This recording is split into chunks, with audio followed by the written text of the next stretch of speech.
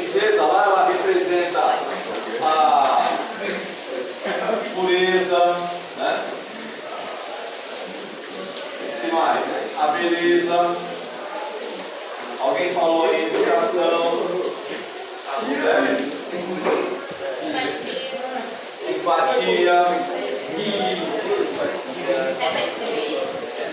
elegância,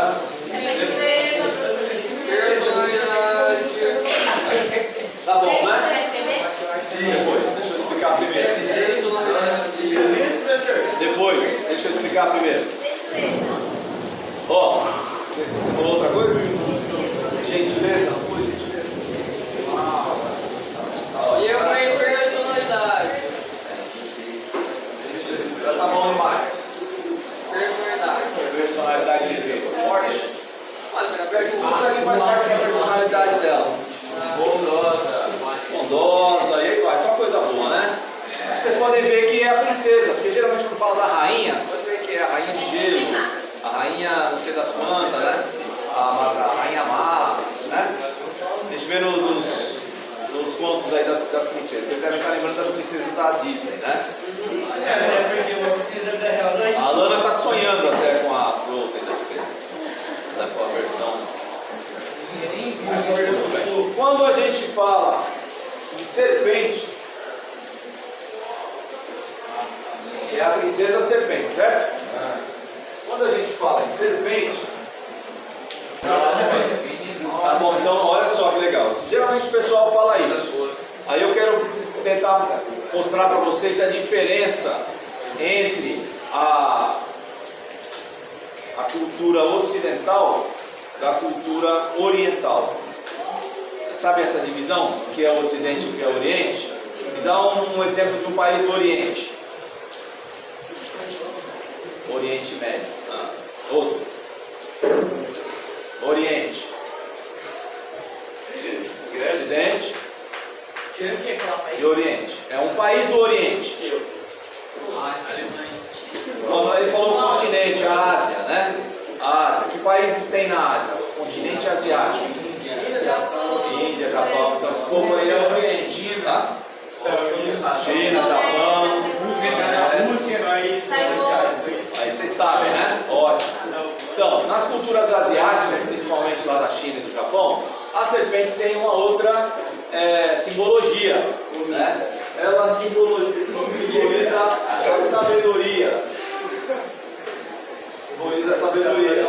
Simboliza a força. Simboliza paciência.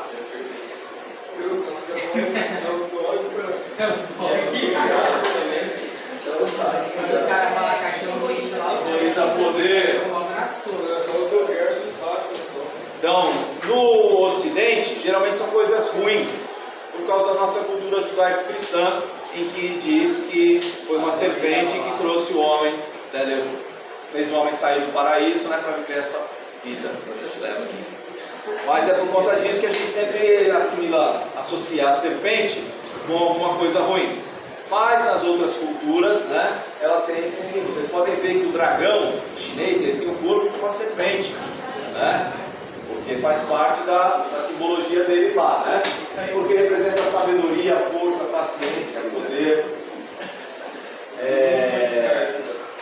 justiça.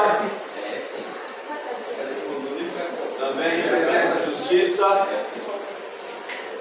Bom, dito isso, né? Esses são os papéis que a gente vai representar. Na verdade é assim. Na verdade é assim. Eu vou ler o texto, vou tentar ler ele vagarosamente para vocês entenderem, mas vocês precisam prestar atenção. Fazer silêncio, prestar atenção. E toda vez que eu falar princesa, as meninas vão falar eu. Como se vocês estivessem incorporando esses atributos. Quando eu falar princesa, eu vou ler aqui o texto, vai ter a palavra princesa. Quando eu falar princesa, as meninas vão falar eu. Como se estivessem incorporando esses atributos. Porque você representa a pureza, você representa a beleza, você representa gentileza.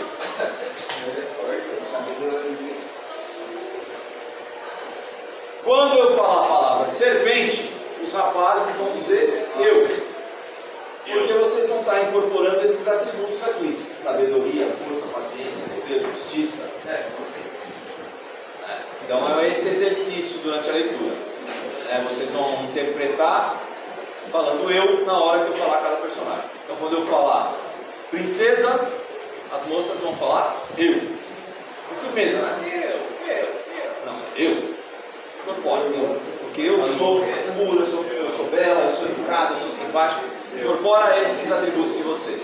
E os rapazes, quando eu falar serpente, os rapazes vão falar eu, com convicção. Vocês estão incorporando esses atributos de vocês. Não que vocês não têm, só estão ampliando, reforçando esses atributos que vocês já têm. Compreendido? Então essa é o objetivo da leitura, desta leitura de hoje. Ok? Beleza? Então posso começar? Silêncio, por favor. Ouvidos atentos. Eu tenho que explicar. Esse conto que eu vou ler, A Princesa da Serpente, está nesse livro aqui, Contos Tradicionais do Brasil, que foi organizado por Luiz da Câmara Castudo. Aqui, o que ele fez? São contos que eram passados pela tradição oral, ou seja, o pai contava para o filho, o avô contava para o neto, nas rodas de conversa das famílias. Normalmente, tem contos do Brasil inteiro, mas a maioria são do Nordeste. E alguns contos são muito semelhantes no Sul e no Nordeste, mudando alguma coisinha, variando alguma coisa, mas é basicamente o mesmo conto. E eles foram passando nessa tradição de um contar para o outro. O que esse autor fez foi organizar, fez uma pesquisa de campo, foi lá naqueles lugares onde contava suas histórias e escreveu, organizou esses contos e colocou nesse livro. É muito interessante. Então são contos brasileiros.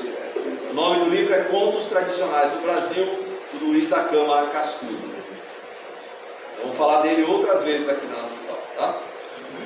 Muito bem. A princesa. A princesa. Serpente. Era uma princesa bonita e boa, que trouxera a sina de transformar-se em serpente um ano inteiro, desde o momento que se casasse. A princesa vivia triste, porque o remédio seria descobrir uma amiga que a substituísse durante o ano do casamento e não a traísse.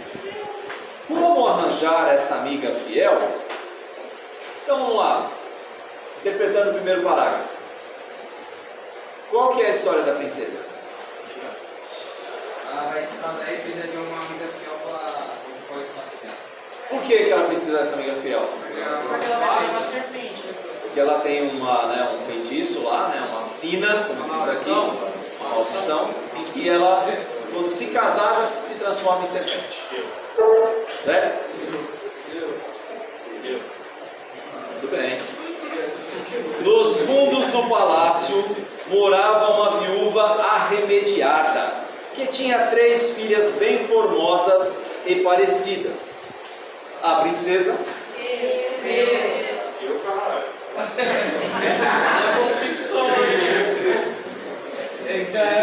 mandou convidar a mais velha para passar o dia com ela. Vocês podem voltar pelo vocabulário, que é um vocabulário meio usado no Nordeste mesmo, arremediada, parecidas, Então o que a princesa fez? Achou uma mulher que tinha 3 filhas e ele mandou chamar qual primeiro? A mais velha. A mais velha.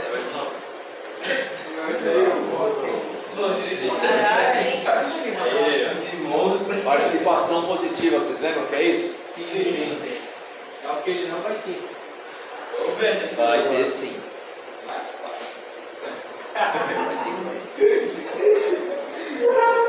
A moça veio e a princesa. Mas com convicção, olha como vocês são importantes, como vocês têm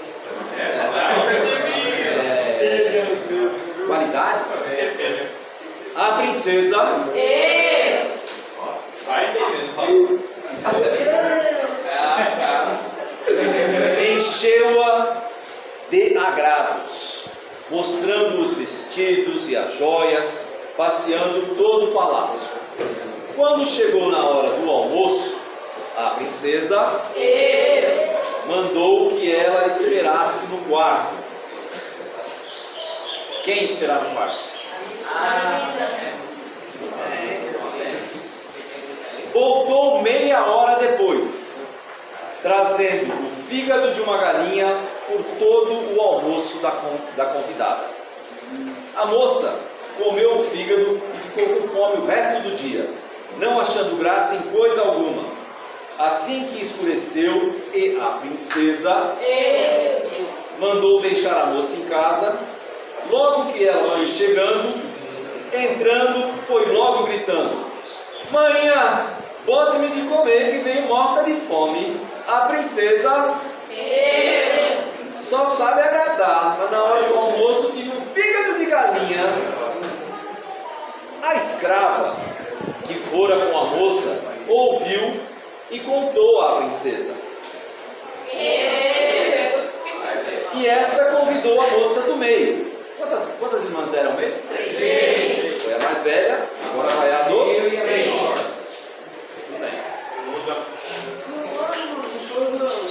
Esta foi, e se passou a mesma coisa. Apenas a princesa lhe dera a metade do fígado de galinha. Ué, para a primeira, para a mais velha, ela deu um fígado de galinha que deu. Sabe o fígado de galinha? Grandão, né? Já vi, já. Só deu metade agora para do meio, porque do meio é metade, né? Só deu metade.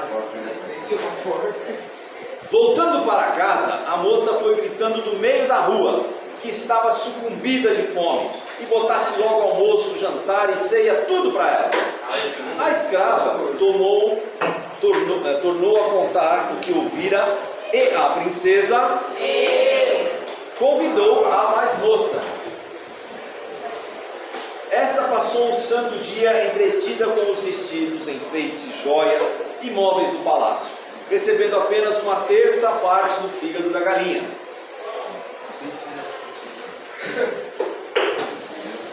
Nem comeu, embrulhou para levar para sua mãe e continuou alegre. De tarde, quando chegou, não disse coisa nenhuma de mal, elogiando tudo quanto vira, especialmente a bondade da princesa. A bondade da princesa. A princesa mandou buscar a mais nova e cobriu-a de presentes, vestidos e preparos ricos, dando-lhe um quarto pegado ao seu. Contou que tivera necessidade de arrumar uma amiga fiel e que soubesse guardar segredo e não mexericar. E a única maneira fora aquela de dar pedaços de fígado de galinha. O que é mexericar? Fofocar as coisas. Mexericar é fofocar. Contou ainda que tivera a sina de virar serpente e que gostava muito de um rapaz, não casando porque não tinha quem a substituísse na alcova e lhe merecesse confiança. Alguém sabe o que é uma alcova? É um leito, é uma cama. É o direito aqui. Ficou tudo combinado. Ficou tudo combinado. A princesa ia casar e deixaria a moça no seu quarto.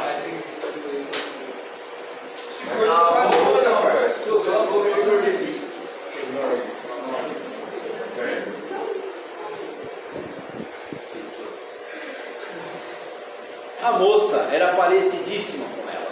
Assim que acabasse a cerimônia, a princesa corria para o quarto e a moça vestia um vestido de noiva. E a outra, já virada em serpente,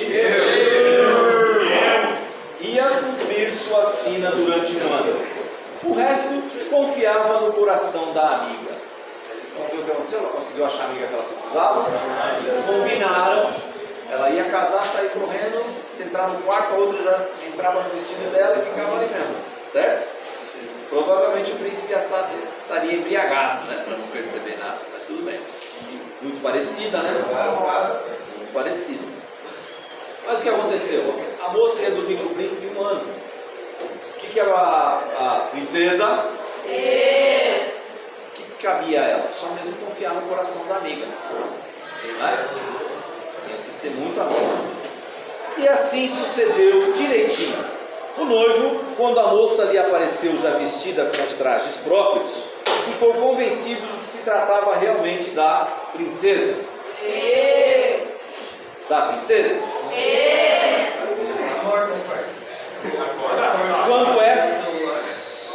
Quando esta coitada corria os campos virada numa serpente.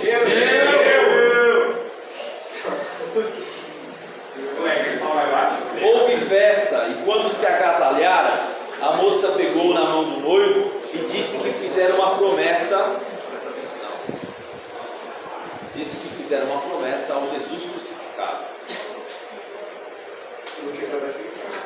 Para não ter vida comum com o marido durante 1 ano, dormindo no mesmo quarto, mas em camas separadas. Abriu um gavetão da cômoda e mostrou um vulto do crucifixo, que assistiria ao cumprimento da promessa. O noivo conformou-se com a situação por tratar-se de uma promessa. Então, qual foi a estratégia da amiga? O que ela fez? Fez uma promessa, né? Ao Jesus crucificado, né? Uma promessa religiosa. E aí ele respeitou. Entende? Passaram-se todos os meses até o dia em que a princesa desencantaria. Nesta tarde, depois de 1 ano, quando ela foi desencantar, nesta tarde, num local bem escondido, a moça levou 3 bacias, uma com leite, uma com água da fonte e outra com perfume. A serpente chegou comprida e foi se metendo na bacia de leite, se desenrolando, saltou de dentro a princesa, tal qual era antes de cumprir sua sina. Lavou-se na água da fonte e depois tomou um banho de perfume. Vestiu as roupas que a amiga levara e veio para seu quarto, deitando-se na sua cama. O marido, nas horas de dormir, veio e, passando a mão pelo rosto dela, notou que a pele estava áspera, vermelha e pegando fogo de quente. A princesa levantou-se, chamou os pais e a amiga, contou toda a história, louvando a fidelidade e a prudência da moça. Finalmente, como toda mulher é maliciosa e desconfiada, perguntou à amiga referente-se ao marido: como você pôde livrar-se dele? Com esse aqui, respondeu a moça, e abrindo o gavetão da cômoda, mostrou Jesus Cristo crucificado. Todos acharam muito bonito o parecer, e a princesa casou a amiga com um príncipe, seu primo, ficando todos no palácio. Enfim. Então agora eu quero que vocês, antes da gente começar a comentar o ponto, que vocês tenham uma outra experiência. A gente chama de experiência tátil, sinestésica. Que é uma coisa que a gente pouco pega hoje em dia, é livro, né? Papel. Então eu quero passar, que vocês passem o livro, tem o livro, né? Dá uma olhadinha nas páginas e tal. Para ter essa experiência de pegar um livro, sente o cheiro, ele está com cheiro novo, sente o cheiro, né? Vê as imagens, porque hoje tudo a gente vê na internet, vê no celular, nas apostilas que são preparadas para isso. Mas um livro genuíno mesmo, não é todo mundo que pega. Então vai passando aí, tá? O livro. Enquanto isso a gente vai ver o que vocês acharam do parecer da amiga. Ou seja, do que ela fez. Ela foi leal, né? Mato de bondade. Mato do quê? Mato de bondade. Muito bem, né? E Então é isso que a história fala mesmo, né? Que é um ato de bondade, de verdadeira amizade, né? De uma forma fabulosa, né? Em forma de fala, conto na verdade, né? Porque tem animal aí, os humanos, né? Mas é um conto, né? Que tem essa moral aí de ensinar a bondade, a gentileza, a bondade de ambas as partes, né? Porque depois a princesa ainda casou a amiga dela com... E fica aqui então o nosso exercício, que é para vocês pensarem nisso sobre vocês, né? É uma introspecção, é uma coisa para vocês pensarem e refletirem, é uma reflexão pessoal, né? Assim, qualquer um, não importa, aqui a gente usou princesa e usou serpente, mas não importa quem seja. No mundo ideal, né, geralmente os heróis têm esses atributos.